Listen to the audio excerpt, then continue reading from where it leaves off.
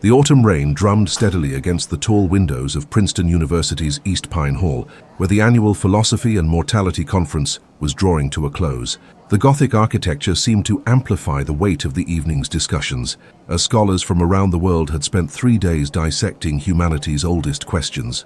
In the faculty lounge, most attendees had already departed, leaving behind empty coffee cups and scattered papers marked with hastily scribbled notes. But in the far corner, near a crackling fireplace that cast dancing shadows across leather-bound volumes, 2 figures remained locked in animated conversation. The setting was surreal yet oddly fitting, as if time had folded in on itself, bringing together 2 of history's most influential thinkers on the nature of death and human existence.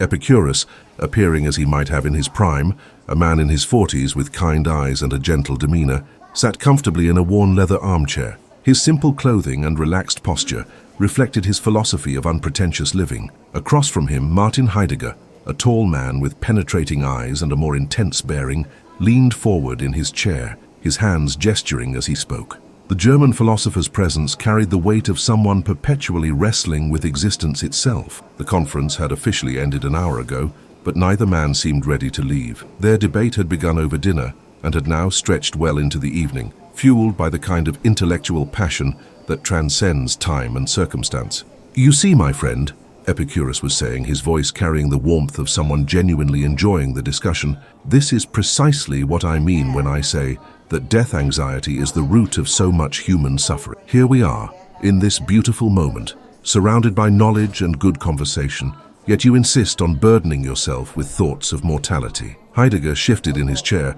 his expression thoughtful but challenging. "But that is exactly the point, Epicurus. You speak of this moment as beautiful precisely because it is finite.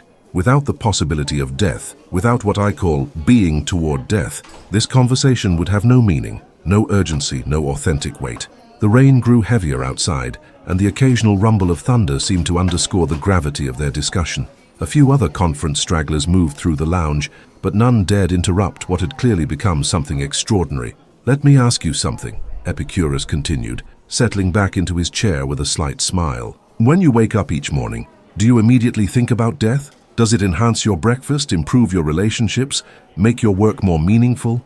Or does it simply add a layer of unnecessary anxiety to experiences that could otherwise bring you joy?" Heidegger's eyes gleamed with the intensity of someone who had spent decades contemplating this very question. "You mistake anxiety for fear, and you mistake authentic existence for mere pleasure. When I speak of being toward death, I am not advocating for morbid preoccupation. I am saying that only by acknowledging our mortality, truly acknowledging it, not just intellectually but existentially, can we live authentically." "Ah, but there's the rub," Epicurus replied, leaning forward now himself. "You speak of authentic existence as if there's some cosmic scorekeeper determining what counts as authentic. I say authenticity is living according to nature, seeking pleasure and avoiding pain, and recognizing that death is simply the absence of sensation. When I am dead, I will not be there to experience it, so why should I fear it now?" The fireplace crackled, sending sparks up the chimney, and both men paused as if recognizing that they had stumbled into the heart of a question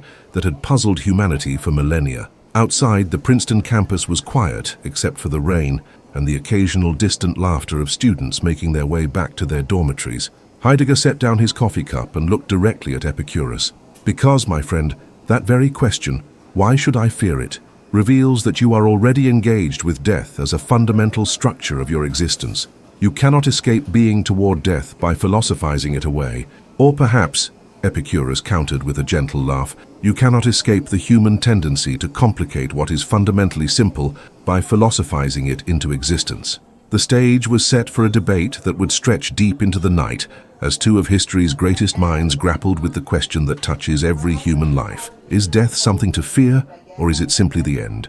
As the evening deepened and the last few conference attendees finally departed, Epicurus and Heidegger found themselves alone in the faculty lounge. The fire had burned lower, casting longer shadows across the room, and the rain outside had settled into a steady, rhythmic pattern that seemed to create its own meditative atmosphere. "You know," Epicurus said, reaching for his coffee cup, "I spent most of my life in a garden in Athens.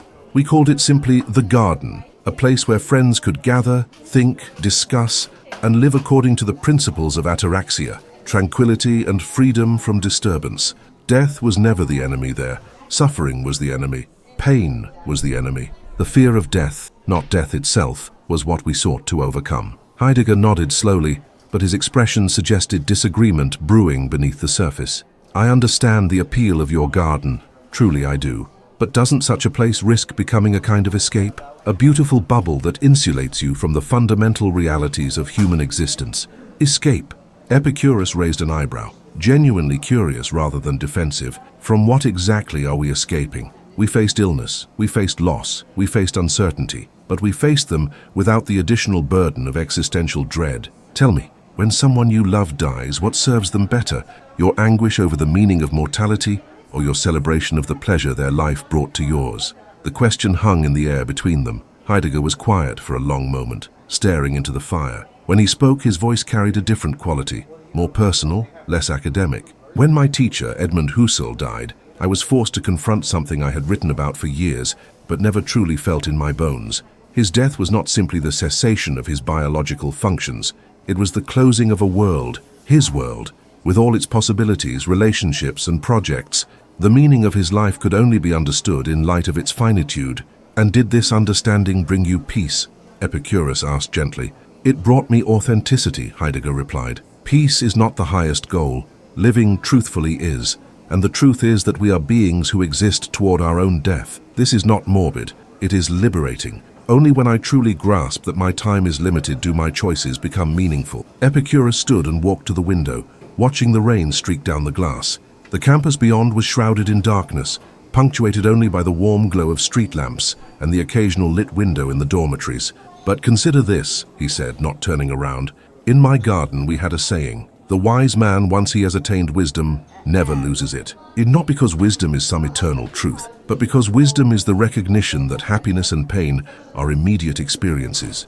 When I choose to eat a simple meal with friends, rather than feast alone in luxury, I am making a choice based on present pleasure, not future anxiety. Ah, but you see, Heidegger interjected, even that choice is shaped by your awareness of mortality. You choose the meal with friends precisely because you understand at some level that such moments are finite and precious. Epicurus turned back to face him, a slight smile playing at the corners of his mouth. So you're saying I'm actually agreeing with you without realizing it. I'm saying that your garden philosophy, beautiful as it is, depends on the very existential structure you claim to reject. You cannot have meaningful pleasure without an understanding of loss. You cannot choose tranquility without some awareness of the anxiety from which you seek refuge.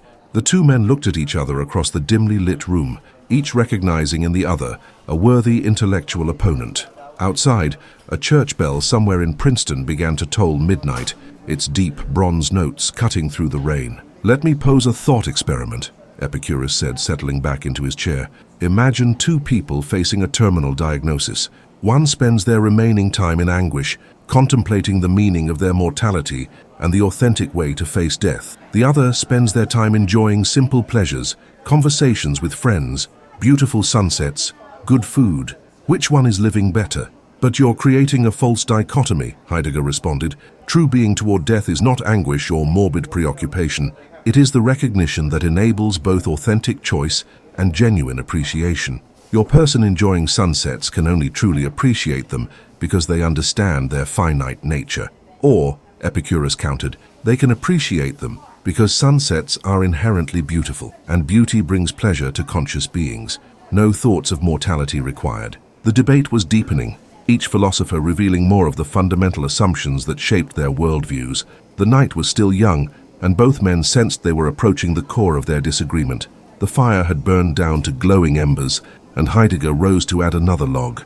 As the flames caught and began to dance again, he remained standing, his tall frame casting a long shadow across the room. The act seemed to energize him, and when he turned back to Epicurus, there was a new intensity in his expression.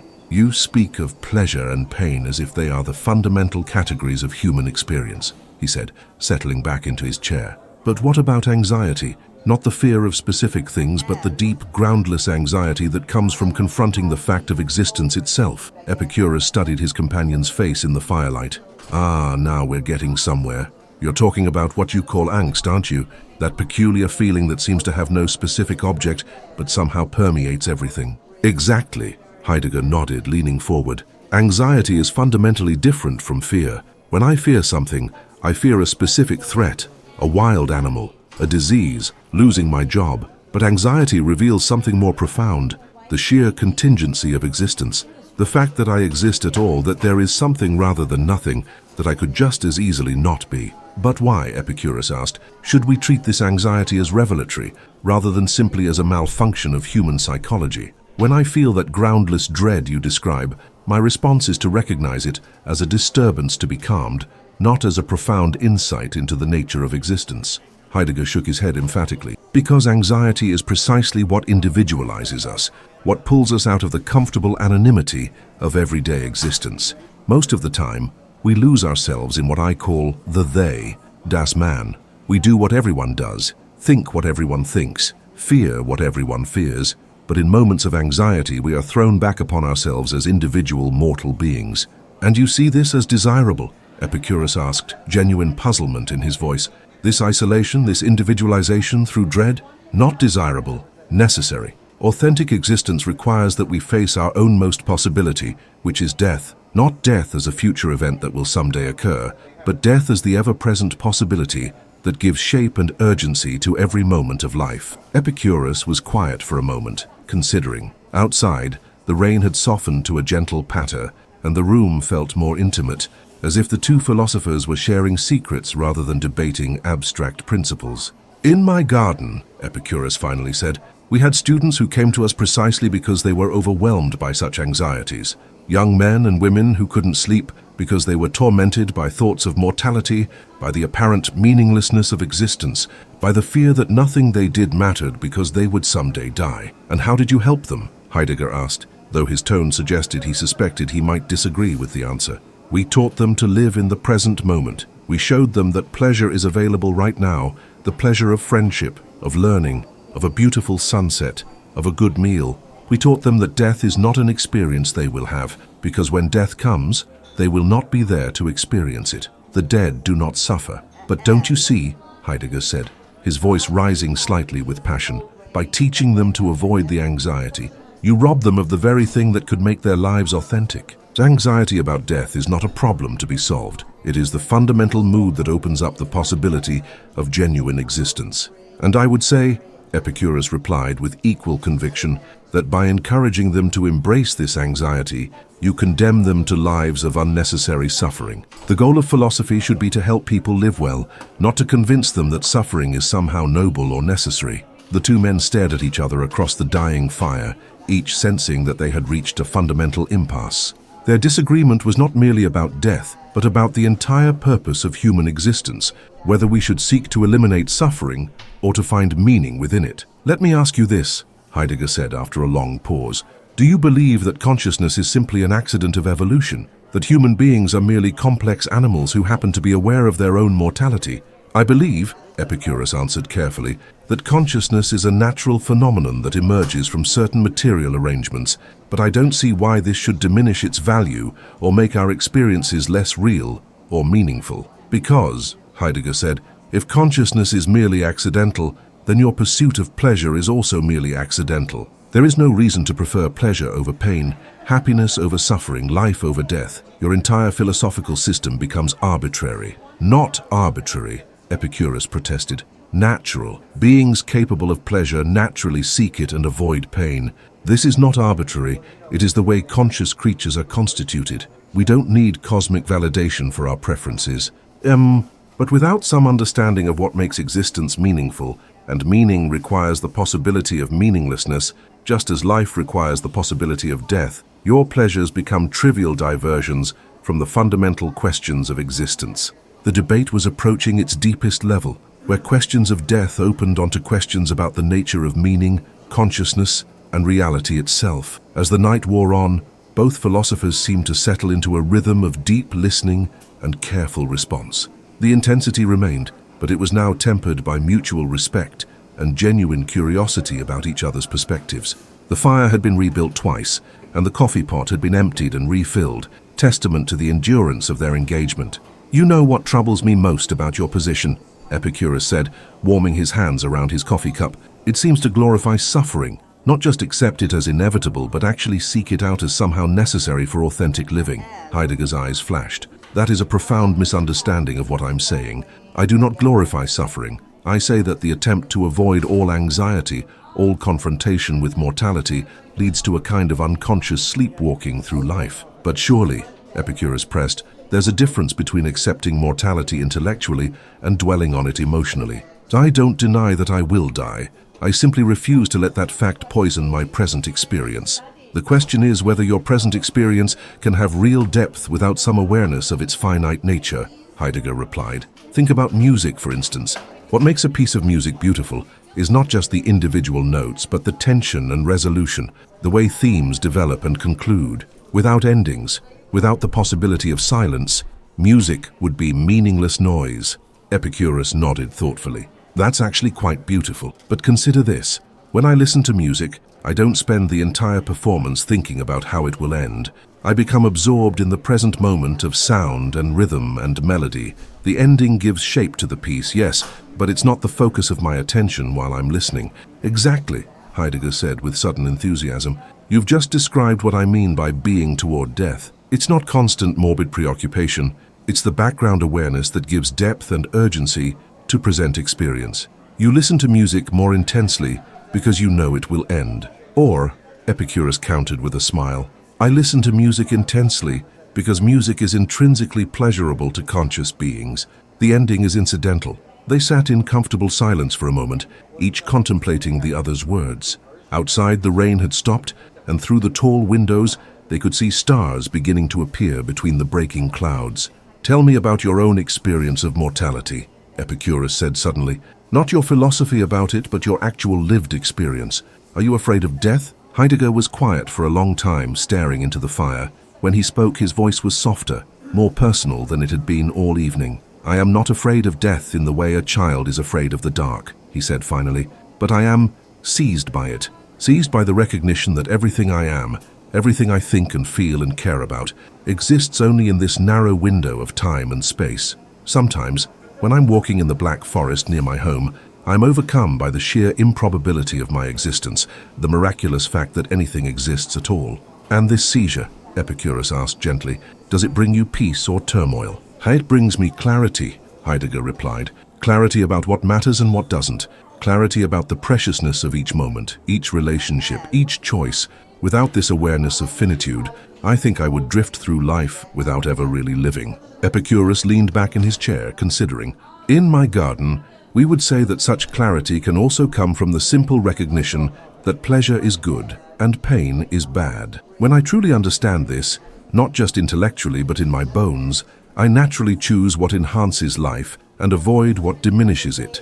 But how do you distinguish between shallow pleasures that ultimately lead to pain and deeper satisfactions that nourish the soul? Heidegger asked. Through experience and wisdom, Epicurus replied. I learn that the pleasure of overeating leads to the pain of indigestion, that the pleasure of flattery leads to the pain of false relationships, that the pleasure of avoiding difficult truths leads to the pain of living in illusion. True pleasure, what I call ataraxia, is sustainable and life-enhancing. And I would say, Heidegger responded, that this wisdom about pleasure and pain is itself only possible because you understand, however unconsciously, that your time for experiencing either is limited. The urgency that drives you to choose wisely comes from your awareness of mortality. Perhaps, Epicurus said with a thoughtful expression, or perhaps the urgency comes from the immediate experience of pleasure and pain themselves. A burned hand teaches caution without any reference to mortality. But why should you care about future pain if you are truly convinced that death is nothing to you? Heidegger pressed. If you really believe that consciousness simply ceases at death, why wouldn't you live purely for immediate gratification? Because, Epicurus said, immediate gratification often leads to immediate pain, and because I am a social being who finds pleasure in friendship and community, my choices affect not only my own experience, but the experience of those I care about. The two philosophers were beginning to recognize that their disagreement might be less fundamental than either had initially thought. Dawn was beginning to break over Princeton's campus, painting the sky in soft shades of pink and gold. The fire had burned down to ashes, and the room was filled with the pale light of early morning. Both Epicurus and Heidegger looked tired but energized, as if their long night of debate had been deeply nourishing rather than exhausting. You know, Epicurus said, stretching in his chair, I'm beginning to think we may not be as far apart as we initially seemed. Heidegger rubbed his eyes and smiled, the first genuine smile he had displayed all evening. How so? Well, you speak of being toward death as a way of living more authentically, of making choices that truly matter. I speak of seeking genuine pleasure and avoiding unnecessary pain. But both approaches seem to require wisdom, attention, and careful discrimination between what enhances life and what diminishes it. That's true, Heidegger agreed. And both require us to resist the temptation to lose ourselves in mindless distractions or social conformity. Your garden sounds like it was a place where people could step back from conventional expectations and discover what they truly valued. Exactly. And your emphasis on authentic existence seems to serve a similar function, calling people out of unconscious living and into genuine engagement with their own lives. They sat quietly for a moment, watching the campus come alive with early morning joggers and the first students making their way to breakfast. The intensity of their debate had given way to something more reflective and collaborative. But I still maintain, Epicurus continued, that we can achieve this authentic living without dwelling on death. The immediacy of pleasure and pain provides sufficient guidance for wise living. And I still believe, Heidegger replied, that without some awareness of our finite nature, our choices lack ultimate significance. But perhaps the difference is more about emphasis than fundamental disagreement. Perhaps, Epicurus nodded. After all, even in my garden we acknowledge that life is finite. We simply chose not to be anxious about it. We said that death is the end of sensation, so while we live, we should make our sensations as pleasant as possible. And I say that death is the horizon that gives shape to all our possibilities, Heidegger added. But I don't advocate for constant anxiety about it. Rather, I suggest that a deep, usually unconscious awareness of mortality is what gives weight and meaning to our choices. So perhaps the question isn't whether we should fear death or not fear death, Epicurus suggested. Perhaps the question is how we can live most fully in light of our mortality. Yes, Heidegger agreed, and that might depend partly on temperament, partly on circumstances, partly on what kind of life circumstances we face. Your approach might be more helpful for someone who has been sleepwalking through life, avoiding difficult truths, and living inauthentically, Epicurus conceded. And your approach might be more helpful for someone who has become paralyzed by existential anxiety and needs to rediscover the simple pleasures of being alive, Heidegger acknowledged. The sun was now fully risen, streaming through the tall windows and warming the room. The sounds of a university morning, footsteps on pathways, conversations in the courtyard, the distant hum of early classes beginning, provided a gentle backdrop to their concluding thoughts. In the end, Epicurus said, perhaps death is neither something to fear nor simply the end. Perhaps it's the condition that makes conscious life possible at all. And perhaps, Heidegger added, the wisdom lies not in having the correct attitude toward death, but in using our awareness of mortality, however we understand it, to live more fully while we can. To the questions that unite us, rather than the answers that divide us, Epicurus said, raising his empty coffee cup in a toast. To the endless human search for meaning and authenticity, Heidegger replied, raising his own cup. As the two philosophers prepared to part ways, returning to their respective times and places, the morning light fell across the room where they had spent the night wrestling with humanity's deepest questions. Their debate had revealed not just their differences, but their shared commitment to helping human beings live with greater wisdom, authenticity, and engagement. Outside, the campus was fully awake now, filled with young people beginning another day of learning and discovery. The questions that Epicurus and Heidegger had explored through the night would continue to challenge and inspire new generations of thinkers, each finding their own path through the eternal human confrontation with mortality and meaning. The debate was over, but the questions remained as alive and urgent as ever.